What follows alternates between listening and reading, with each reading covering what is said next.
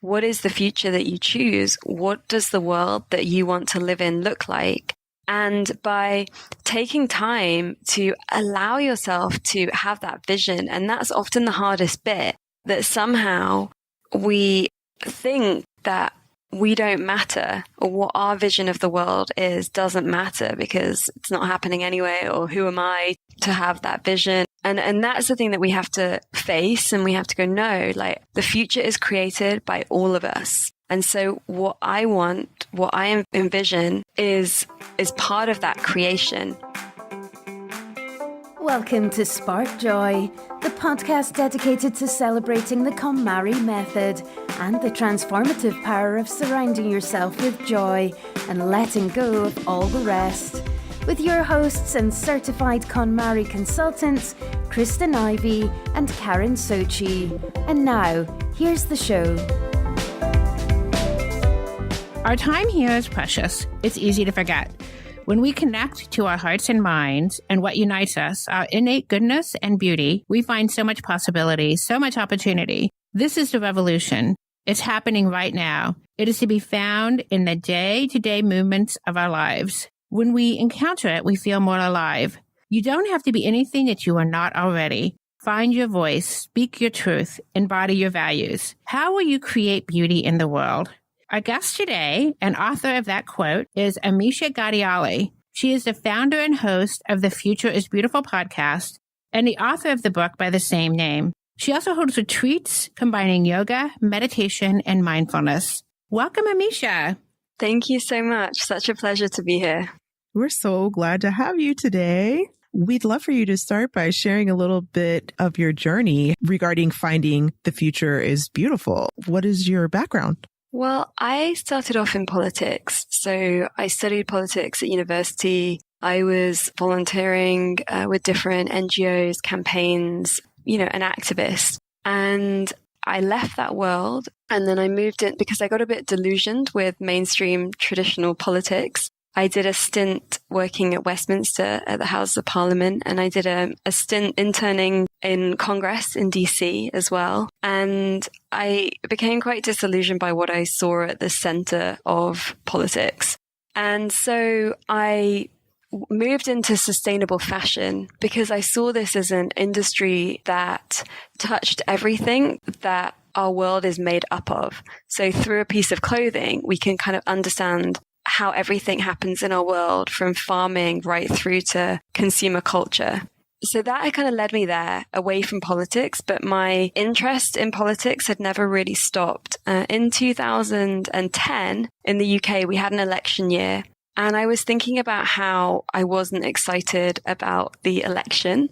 And I thought, okay, what are we really doing when we give our vote to a politician? Essentially, what I realized is we're giving our vote for the vision of the future that we choose, the world that we want to live in, to a politician and asking them to create it for us. And I realized that model was already dead. And actually, it's what each one of us does that creates the future. And so we all need to have a vision of the world that we want to live in so that we can be creating it and inspiring other people to create it with us. So that was the basis of the project. And I built this ballot box. Well, a friend actually built the ballot box, this beautiful wooden ballot box. And I took it around all these different events and stood in the street with it. And I asked people to vote with their vision of the world that they want to live in. And that was the start of this project.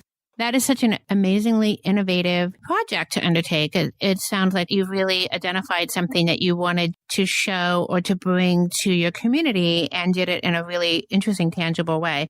Amisha, I know you have your own personal story of courage, and I'd love for you to share that with our listeners. Yeah, absolutely. So I had a trilogy of accidents when I was young. The first one at 19, which involved a bus falling down the side of a mountain in Bolivia, where we all survived, but it was close. And the doctors and the police and everyone were quite surprised that had happened. That accident really gave me a sense of purpose at a kind of critical time. I just left school and I was about to go to university. And it really gave me a sense of touching death and realizing, okay, I have to do something with my life, and I have to give to others with my life and use everything I have to use all of the beautiful opportunity that I have to create something beautiful. And then when I was 21, I then had another accident where I got driven over by a 4-wheel drive pickup truck. Oh my gosh. Again, another bizarre accident where I don't know how many people there are in the world that have survived that kind of thing. I mean, again, like my legs completely got driven over and my head and the rest of my body was underneath the truck, luckily in between the wheels. So I didn't have my organs driven over. Bar some post-traumatic stress and pain in my legs, which led me into yoga and eventually teaching yoga. And later on, it was pretty much fine. You know, I didn't have any major injuries. But that accident actually woke up both my spirituality and my creativity.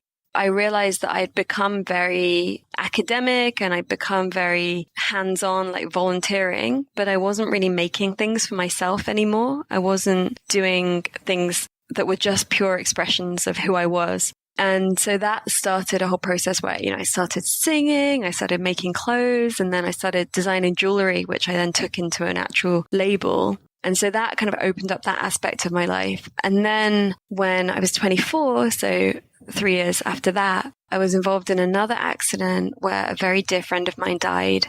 So I had to process at a very young age death, and I had to process her dying and not me dying, the feelings of responsibility that I had for that accident, even though, of course, it wasn't my fault.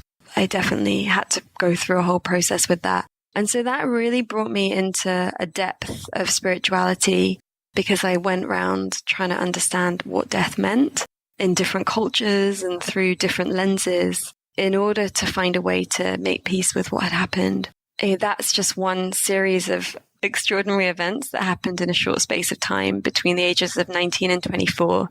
And of course, they shaped me, and many things have happened since, and I continually keep growing and finding more courage. But it almost felt like with each of those accidents, something important that I had shut off at some point had got reawoken. And that's why I really believe in us having these 4 elements of ourselves awake and alive so that we don't have to go through these kind of initiations. Wow, you are extremely brave. And thank you so much for sharing that with us. You have truly not let tragedy define you. You've really used it as a way to triumph. Thank you. It's important for me to add that it's been messy along the way. And the process of finding courage and the process of using trauma and tragedy, as you said, to grow and to give is not an easy one. And it does take time, and you do have to process your grief, and you do have to, find support, and you have to adequately deal with what's happened in order to be able to move forward freely. I absolutely believe that we are not given things that we cannot handle and that we can all grow from. What I hear from your history and your past is that you've taken these terrible situations and these terrible incidents and have turned them into something that's really valuable and meaningful and has influenced many people. And I'm sure will continue to do so. Thank you. Well, if my experiences can do that, even if it's just for one person, then it's worthwhile in some way, So tell us a little bit about who makes up The Future is Beautiful. We know you have a book and a podcast and a think tank, but there's also a very active community that's really involved and engaged in pursuing their vision of a beautiful future. What are some of the common threads that have brought the community together? Yeah, well, the community has come together in stages. With the first project, I did this and I got lots of different people involved, and we did a lot of different creative activist projects. So we did a sustainable fashion project, which was a t-shirt design competition, getting people to envision, think out, vote. We had all these different interviews where we would go into more detail around how we could create this vision that different people in our community were putting forward. We had artists come and make illustrations of these visions. So I was pulling in a lot of different people, asking them to bring their skills and their way of communicating to share their vision. And the book is actually a collaborative book. So although I edited it and put it together and came up with the concept, it actually has over 200 voices in it, all sharing their visions and different aspects of what they think are important. And so with common threads, what's interesting is when it comes to the basis of it, we all want very similar things. And politics by nature has this way of dividing us and making us choose and making us feel like we're against something. The language of it is very like for and against and opponents and, winning. Whereas actually, when it comes down to our values, most of us, we just want a world where we feel safe, where we can thrive, where our children can thrive, where we have access to resources. And so that's really a common thread. I love that your platform is called The Future is Beautiful.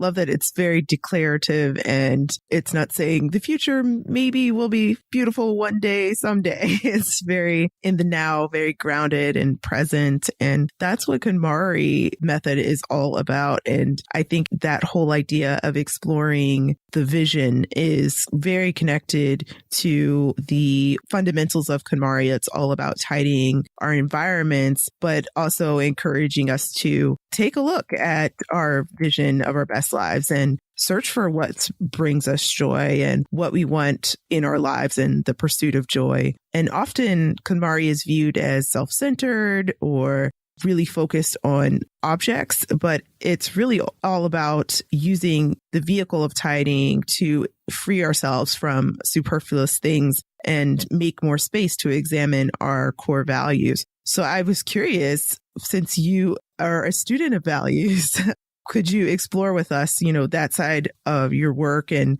could you speak to that a little bit and maybe share some practical tips for our listeners who are trying to nail down their values and connect that to their tidying process?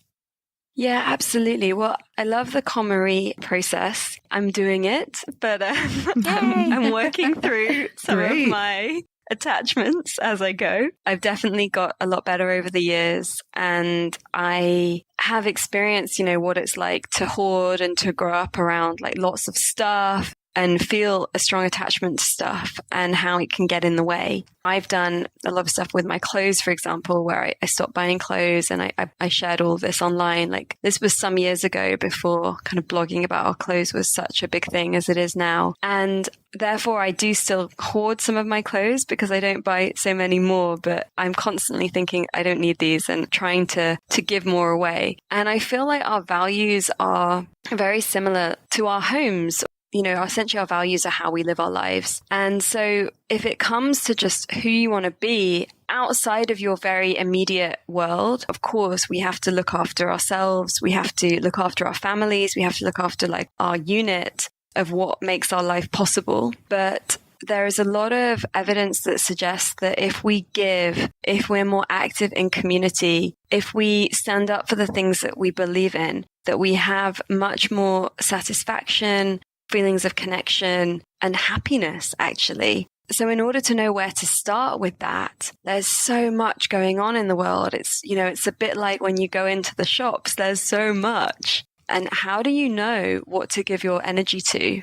So what I devised with The Future is Beautiful is a way of really finding out what is the most important thing to you. So you go through this process. It's called the Futures Interview, and it's at the back of the book. And I also have it as a download, and it's free off the website. You can just download it and you can listen to me take you through the questions. The first question is, what is the future that you choose? What does the world that you want to live in look like? And by taking time to allow yourself to have that vision, and that's often the hardest bit, that somehow we think that we don't matter, or what our vision of the world is doesn't matter because it's not happening anyway, or who am I to have that vision? And that's the thing that we have to face, and we have to go, no, like the future is created by all of us. And so what I want, what I envision is part of that creation.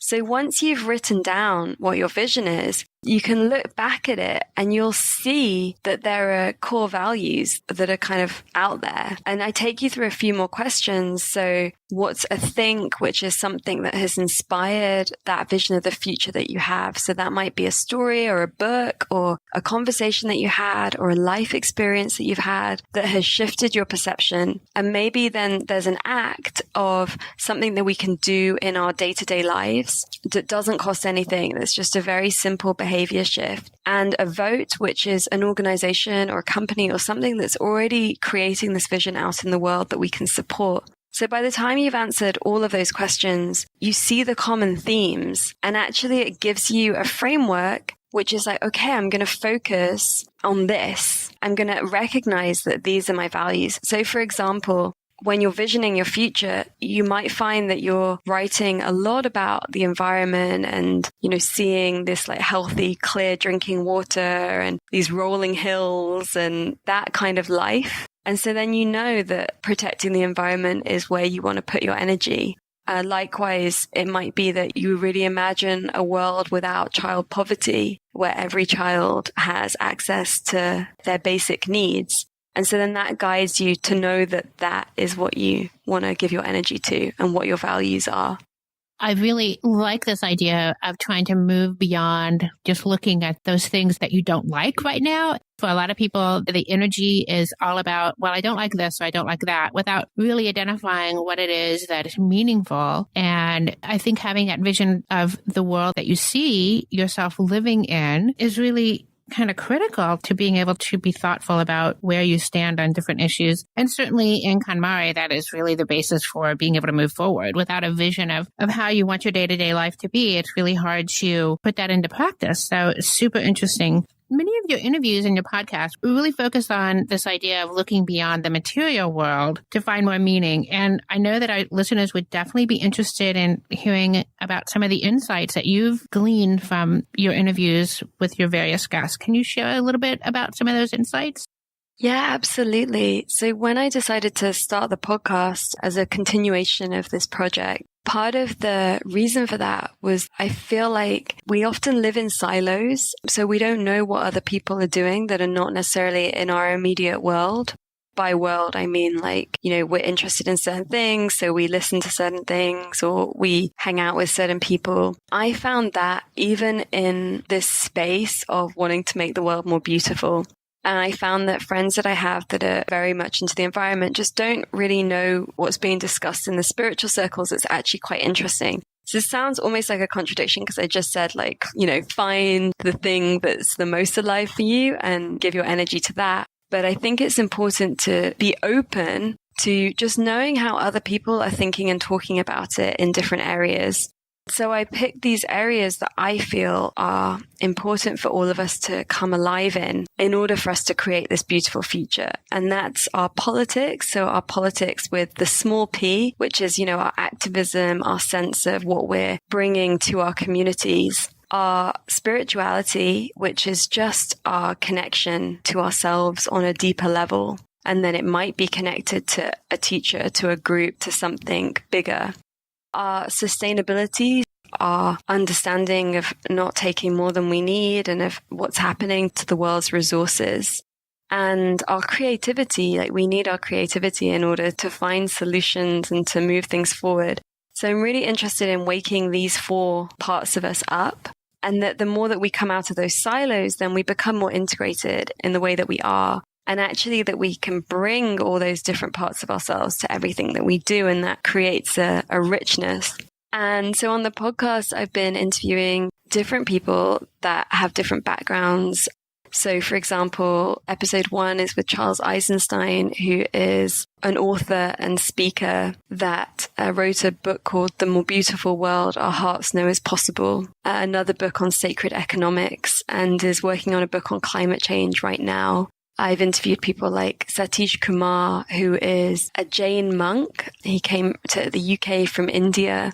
and has set up some incredible projects and initiatives for different kind of lifestyles in the UK. I've interviewed a musician called Bo Huntress who brings mythology and creativity into us understanding, particularly as women, understanding sort of where we've lost our power and how to find more of who we are and understand our cycles and how to live within our cycles. So I cover lots of different areas, but each of these are people who are challenging the dominant narrative that we're in and creating a new one for us. And the main thing that's come up is the word courage. And that's come up quite a lot with a lot of the people that I've been speaking to, if not all of them, whether it was in our conversations outside of the interview or whether it was online, that what we need at this moment is to have the courage to live our values, to have the courage to stand up for what we believe in,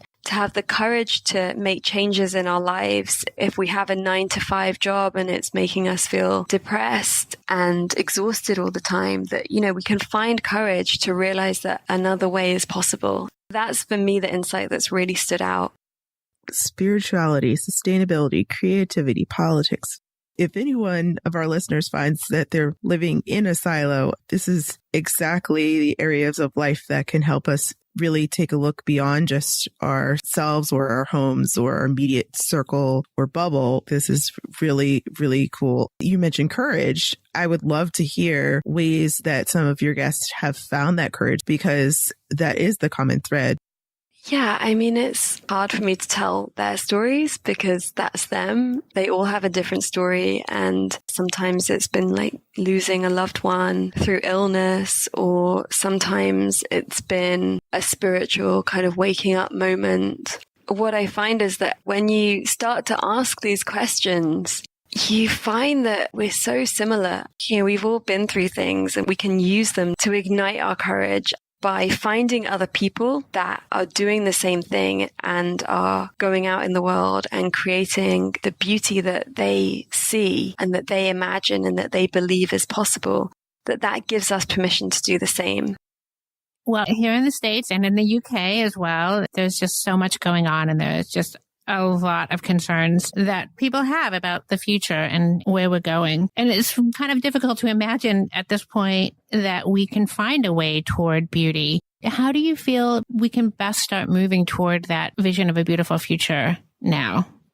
We have to take like one bit at a time and not feel like we have to change everything all at once and that everything all at once is our responsibility. And that's why I feel it's really about tuning in to your part of the puzzle. So, for example, there are lots of things that I could personally be doing, and I've chosen to do this podcast, and then I do some other projects, and I've chosen that those are the ways that I'm going to do it. And I surround myself with people that believe enough to devote their lives to trying. And, you know, this is where the spiritual understanding helps, because it separates you from the attachment of what might happen. So as an activist, if you're only involved because you need to win, you need that thing to be stopped, then it can be very, very draining and it can burn you out. Whereas if you understand that your role is to just keep trying, just keep showing up, in the same way that you would for, like, say, as a parent or something, you keep showing up even on the tough days, and you just keep believing that you're shaping your children to be beautiful adults. And even when they're teenagers and there's twists and turns where it seems difficult, you keep showing up. And I think that's kind of what we have to do with the world. I'm curious, what's next for The Future is Beautiful? Well, the podcast, we launched in November last year. We still have a long way to go with these conversations.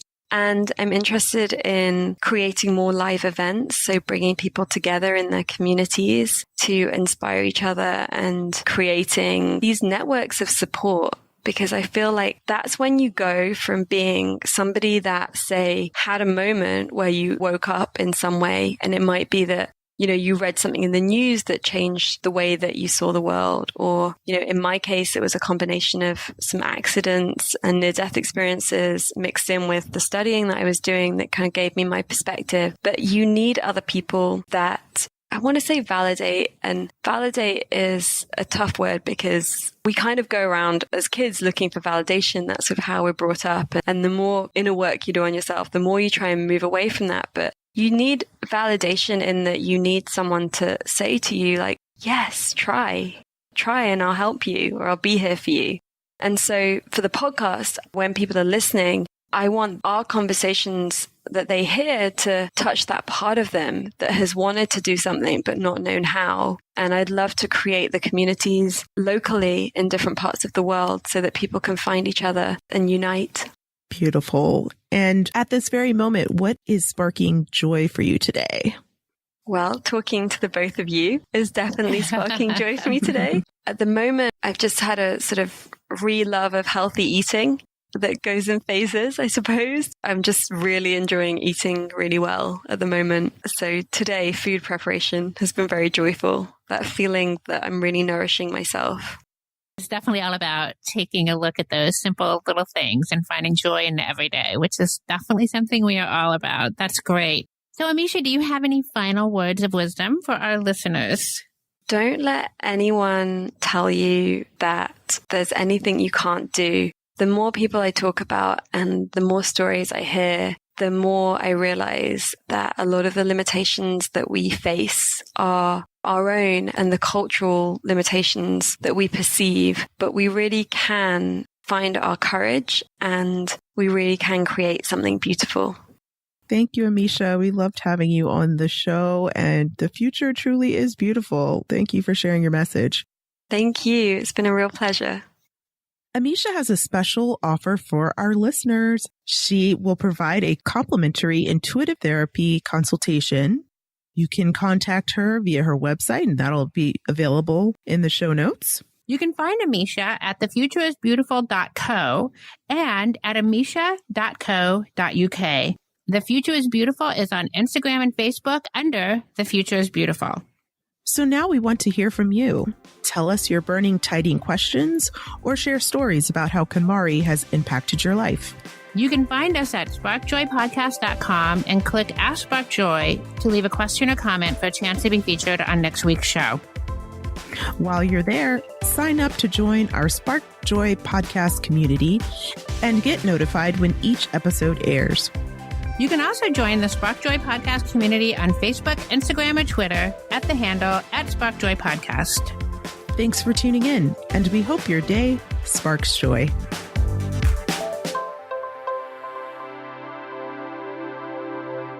Thank you for listening to Spark Joy with your host, Kristen Ivy of For the Love of Tidy in Chicago and Karen Sochi of the Serene Home in New York City. Spark Joy, the podcast, is not endorsed by or affiliated with KonMari Media Incorporated. The opinions expressed on this episode represent the views of the co-hosts and guests alone and do not represent the corporate position of KonMari Media Incorporated or the KonMari consultant community.